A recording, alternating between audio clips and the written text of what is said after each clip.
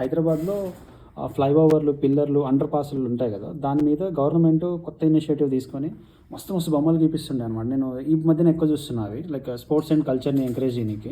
Like Telangana culture, తర్వాత sports ఎవరికైనా medals వస్తే వాళ్ళ యొక్క పిక్చర్స్ పెట్టి మస్తు మస్తు అనిపిస్తది. మీరు ఎవరైనా సరే ఈ వయా ఎల్బీ నగర్ వెళ్తే గనుక అబ్జర్వ్ చేయండి.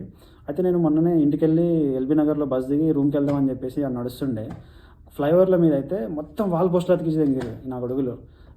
రాజకీయ నాయకులు వాళ్ళ శుభాకాంక్షలు, సంక్రాంతి శుభాకాంక్షలు, న్యూ ఇయర్స్ ఎవరికి కావాలిరా నాయన నాకు అర్థం కాదు. ఇంకొందరైతే దారుణం అసలు.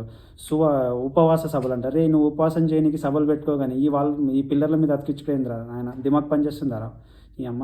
కొంచెమైనా బుద్ధి ఉందా నాకు అర్థం కాదు. ఇదంతా ప్రజల సొమ్ముతో ఈ బొమ్మలు గీపిస్తుండే గవర్నమెంట్. ఏదో something they want to try newly.